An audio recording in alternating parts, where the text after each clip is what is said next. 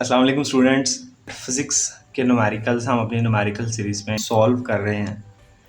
इस numerical series को शुरू करवाने का मकसद ये है कि बहुत सारे बच्चों को न्यूमेरिकल्स सॉल्व करते हुए कन्फ्यूजन्स रहती हैं।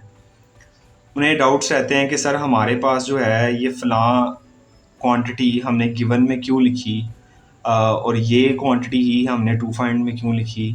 और अगर उन्हें ये बात क्लियर हो भी जाए कि गिवन में कौन सी क्वांटिटीज़ दिखते हैं, टू फाइंड में कौन सी क्वांटिटीज़ दिखते हैं, तो उनका सबसे बड़ा क्वेश्चन ये होता है कि सर सॉल्यूशन करते वक्त यही वाला हम जो है अपने सॉल्यूशन में फार्मूला क्यों यूज़ करेंगे।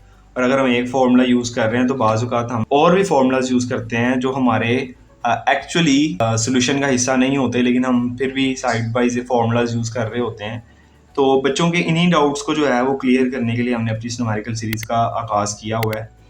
तो बच्चों, class 10th physics chapter number 13 के न्यूमेरिकल्स हम अपनी न्यूमेरिकल सीरीज़ में कर रहे हैं। आज हमारे पास लास्ट न्यूमेरिकल है इस चैप्टर का। मैं स्टेटमेंट रीड आउट कर रहा हूँ, आप लोगों ने जरा गौर से सुनना है। हमें कहा जा रहा है कि two capacitor of capacitance 6 microfarad and 12 microfarad are connected in parallel with a battery 12 volt.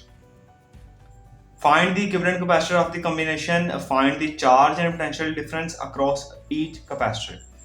बच्चों, इससे ऊपर वाला न्यूमेरिकल 13.9 जब हमने किया था तो उसमें भी same data and same to find था, बस हमारे पास कॉम्बिनेशन जो है वो सीरीज था कैपेसिटर का। लेकिन आज हमारे पास जो कॉम्बिनेशन है ये पैरेलल कॉम्बिनेशन है।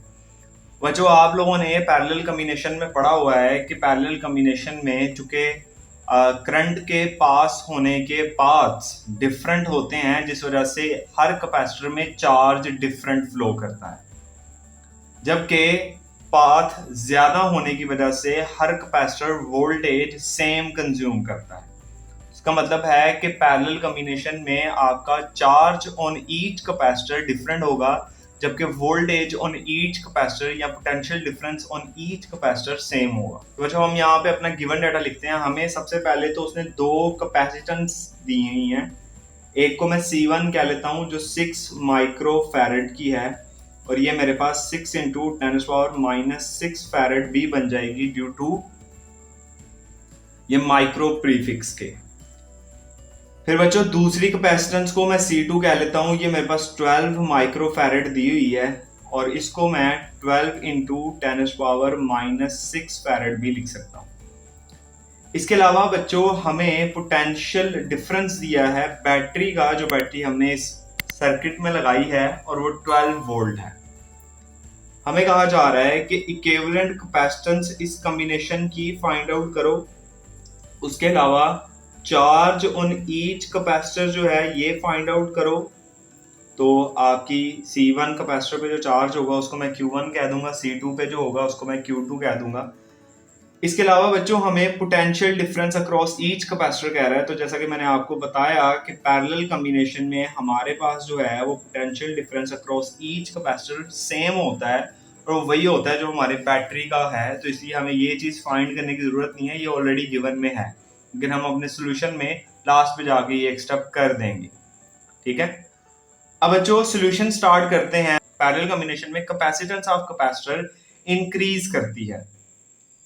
तो बच्चों, यहाँ पे भी हमारे पास जो है वो C इक्विवेलेंट का जो फॉर्मूला आएगा वो क्या आएगा, C1 प्लस C2, बिकॉज यही फॉर्मूला हमने वहां पे ड्राइव किया था। अब मैं अपनी C1 की 6 वाली वैल्यू लिखता हूँ और इसकी 12 वाली, तो ये मेरे पास 18 माइक्रोफैरड जो है ये इक्विवेलेंट कैपेसिटेंस आ जाएगी। 6 माइक्रोफैरड और 12 माइक्रोफैरड 18 माइक्रोफैरड बनते हैं।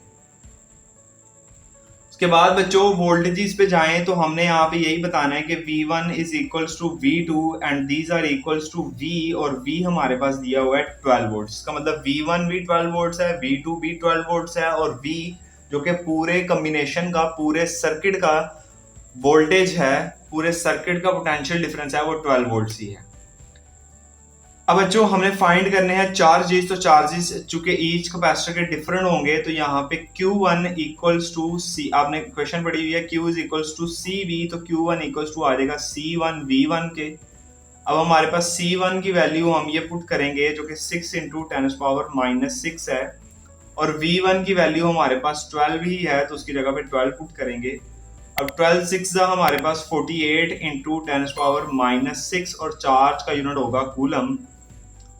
अब 10⁻⁻6 को हम माइक्रो भी लिख सकते हैं, तो ये 48 माइक्रो कूलम हमारे पास Q1 चार्ज आ जाएगा जो कि C1 कैपेसिटर पे है। उसके बाद बच्चों हमारे पास जो Q2 चार्ज है वो हमारे पास आ जाएगा C2 इंटू V2।